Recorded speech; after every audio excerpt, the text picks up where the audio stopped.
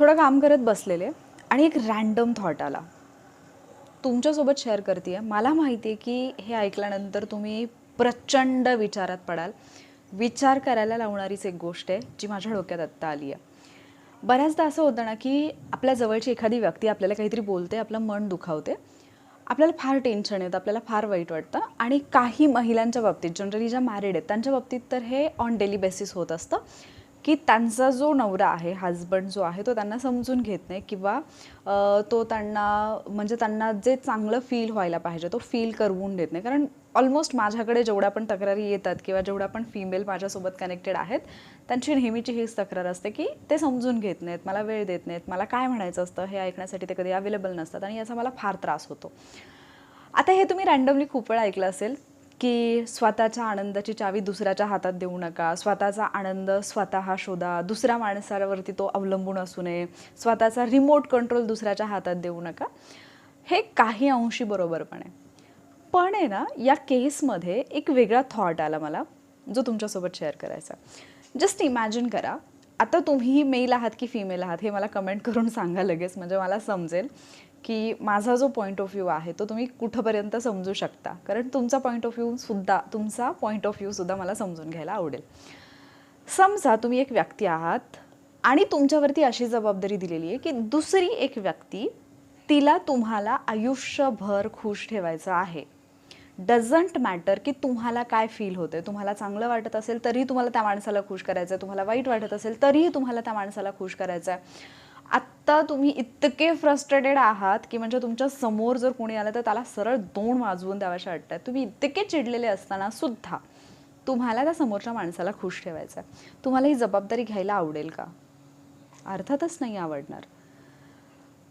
पण बऱ्याचदा काय होतं ना, रिलेशनशिपमध्ये आपण आपल्या आनंदाची जबाबदारी दुसऱ्याला देत असतो. आपण फक्त आपल्या भावनांचा ताबा नाही देत आहोत. आपण त्या माणसाला जबरदस्ती करतोय की मला खुश ठेवण्याची जबाबदारी तुझी आहे आणि तू मला खुश ठेवलंच पाहिजेस.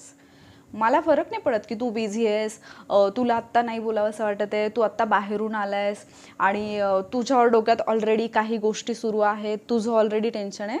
I don't care. मला फक्त माझा वेळ दिला पाहिजेस, माझी व्हॅल्यू केली पाहिजेस, मला काय फील होते हे समजून घेतलं पाहिजे आणि बऱ्याचदा तर मी न सांगता पण तुला माझ्या मनातलं कळलं पाहिजे. आता मला सांगा, जर आपण अशी जबरदस्तीने कोणावरती जबाबदारी जर टाकत असू, तो माणूस किती दिवसांसाठी ही जबाबदारी पेलेल? सुरुवातीला तो घेईलही हसत मुखाने, तो सहनही करेल, तो तुम्हाला खुशही ठेवेल, तो समजूनही घेईल. पण एक पॉईंट येईल की त्यावेळेला त्याच्यासाठी या सगळ्या गोष्टी असह्य होतील आणि त्याच्यानंतर जर त्याला त्याच्यातून बाहेर पडणं पॉसिबल नसेल तर सरळ सरळ तो माणूस तुम्हाला इग्नोर करायला लागेल. आणि ज्यावेळेला तो माणूस इग्नोर करायला लागेल त्यावेळेला तुमची जी अवस्था होईल, तुम्ही सेल्फ डाऊट घ्यायला लागाल. म्हणजे माझ्यात काहीतरी कमतरता आहे का, मीच कमी आहे का, मी सुंदर नाही आहे का, किंवा म्हणजे एक असतं ना की समोरच्या माणसाला आपल्यात काहीतरी वेगळं दिसलं पाहिजे, ते नाही आहे का माझ्यात, तुम्ही सेल्फ डाऊट घ्यायला लागाल. दुसरी गोष्ट, तुमचा कॉन्फिडन्स कमी होईल. केवळ एका व्यक्तीच्या तशा वागण्यामुळे किंवा इग्नोर करण्यामुळे तुम्ही बाकी लोकांशी बोलणं, बाकी लोकांशी तुमचा संपर्क, बाकी लोकांशी असणारी तुमची नाती ही तुम्ही मेंटेन नाही करू शकणार. हा आता मी एक फिमेलचा पर्स्पेक्टिव्ह घेऊन कदाचित बोलत असेन, कारण माझ्यापर्यंत फिमेलचीच सिच्युएशन जास्त येते या बाबतीत. तर असं खूप मुलींच्या बाबतीत होतं की ज्या वेळेला घरामध्ये वाद होत आहेत किंवा नवऱ्यासोबत भांडणं होत आहेत त्यावेळेला त्या त्यांच्या आईवडिलांशी बोलणं कमी करतात. मित्रमैत्रिणी तर ऑब्वियसली आफ्टर मॅरेज आपल्याकडे फारसं नाही चालत, पण तरीसुद्धा काही मैत्रिणी असतील तर त्यांच्याशी सुद्धा बोलणं कमी होतं. एखादा छंद असेल किंवा एखादी गोष्ट आवडीने जर ती महिला करत असेल तर ती सुद्धा बंद करते, ते करत नाही आणि फक्त एका कोपऱ्यात बसून राहायचं किंवा सतत तोंड पाडून राहायचं इतकंच ती करते. छान तयार होणार नाही, स्वतःकडे लक्ष देणार नाही, त्याच्याही पुढे जाऊन जेवण करणार नाही, उपाशी राहील, खूप जास्त त्रास करून घेईल, आजारी पडली तर गोळ्या घेणार नाही, डॉक्टरकडे जाणार नाही, इथंपर्यंत. आता मला सांगा, या सिच्युएशनमध्ये तुम्ही स्वतःला ठेवून बघा की तुम्ही ऑलरेडी, समजा एक सिच्युएशन घ्या की तुम्ही बाहेर गेलेले आहात, तुमची कोणीतरी मैत्रीण तुम्हाला भेटली आहे किंवा कुणी तुमच्या नातेवाईकांपैकी, आणि ऑलरेडी तिच्या लाईफमध्ये काहीतरी फार मोठा असा जाम जबरदस्तवाला मॅटर काहीतरी झालं आहे, काहीतरी टेन्शन सुरू आहे.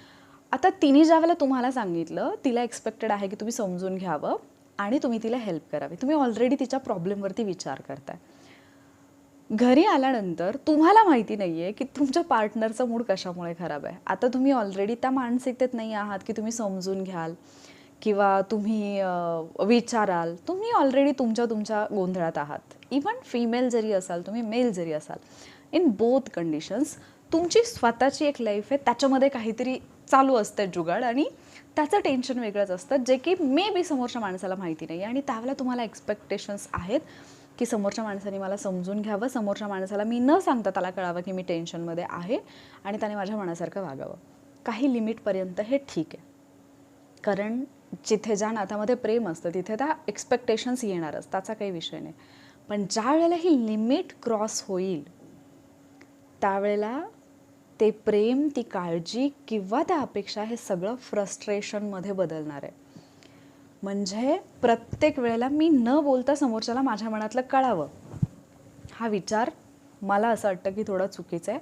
काही गोष्टी स्पष्टपणे बोलायला पाहिजेत. मी तुम्हाला मागे एखाद्या व्हिडिओमध्ये बोलले असेल की मी थोडं न्यूरोसायन्सबद्दल अभ्यास करते की नाही, तर त्याच्यामध्ये खूप इंटरेस्टिंग फॅक्ट माहिती झाली की पुरुषांचा मेंदू आणि स्त्रीचा मेंदू हा डिझाईन होतानाच तो इतक्या वेगळ्या प्रकारे डिझाईन झालेला आहे की ज्यावेळेला कुठली पण अशी क्रिटिकल सिच्युएशन होईल किंवा एखादं भांडण फॉर एक्झाम्पल जर झालेलं असेल, तर त्याच्यामध्ये जो पुरुष आहे ना तो नेहमी सोल्युशनकडे जाईल. म्हणजे की ठीक आहे, हे झालंय ना तर झालंय, एंड.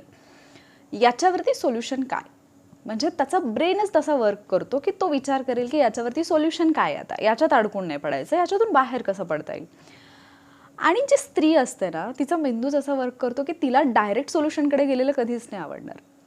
तिला वाटेल की जे झाले ते पण एकदा डिस्कस करा, ते का झालं त्याचं रिझनही फाइंड आउट करा, हे परत नाही झालं पाहिजे याची खात्री पण द्या, देन आपण सोल्युशनबद्दल बोलूयात. आता ज्या वेळेला ह्या दोन गोष्टी म्हणजे दोघांचे मेंदू जर अशा पद्धतीने काम करतायत, तर ऑब्व्हियसली फायनल सोल्युशनपर्यंत पोहोचण्यासाठी कोणाला तरी स्वतःचा थोडासा इगो जो आहे तो मागे ठेवावा लागेल. पण ज्या वेळेला दोघांचाही इगो असा हाय पॉईंटला असतो त्यावेळेला मात्र हे प्रॉब्लेम्स वाढत जातात. आणि मग आपण म्हणतो की आजकालची लोकं समजून घ्यायला तयार नाही आहेत, आजकालची लोकं ॲडजस्ट करायला तयार नाही आहेत. पण खरं सांगू का, काही बाबतीत मला जेनजीचं फार पटतं की जे काही आहे ते तोंडावरती बोलून टाकतात की हे असं असं आहे बाबा, चलो विषय कट.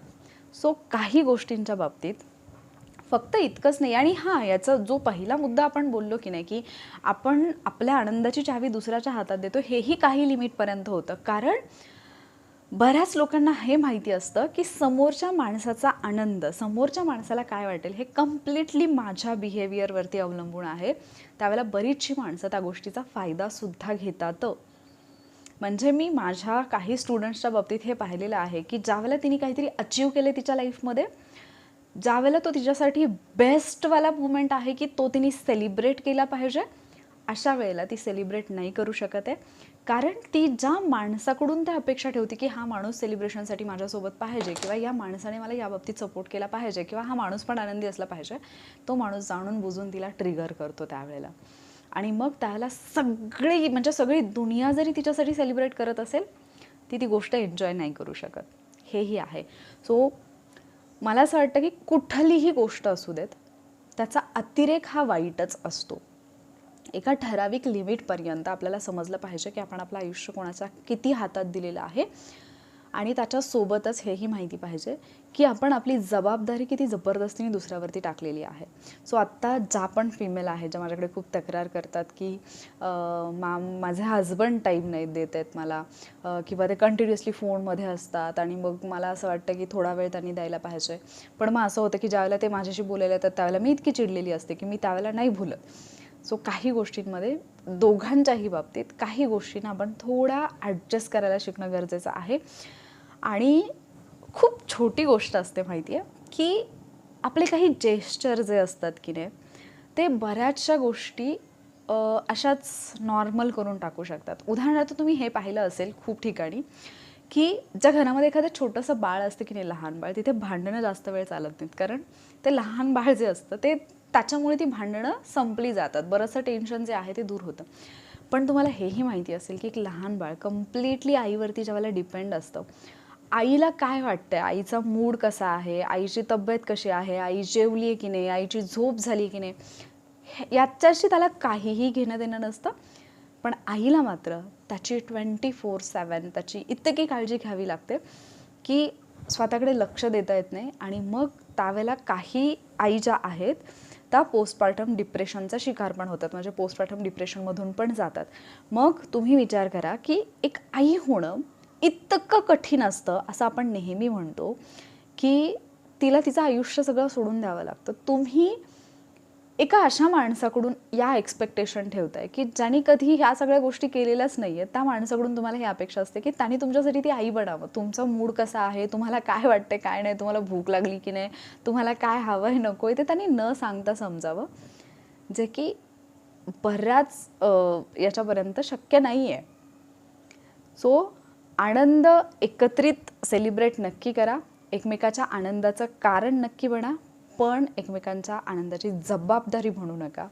कारण जर तुम्ही फक्त आणि फक्त डिपेंड राहायला लागलात तर कम्प्लिटली तुमचा कंट्रोल दुसऱ्या माणसाच्या हातात जाईल. पण त्याहूनही महत्त्वाचं आहे की जर समजा त्या माणसाला स्वतःचा स्पेस नाही मिळाला तर तो माणूस तुम्हाला खुश ठेवण्याऐवजी फ्रस्ट्रेट होईल, आणि ते फ्रस्ट्रेशन नंतर ज्या वादामध्ये बदलेल, ते वाद किंवा ज्या इग्नोरन्समध्ये बदलेल तो इग्नोरन्स तुम्हाला तुमच्या सेल्फ वर्थवरती डाऊट घ्यायला लावेल.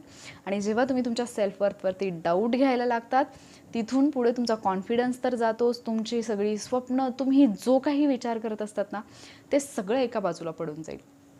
तुम्ही स्वतःला कधी सापडणारच नाहीत.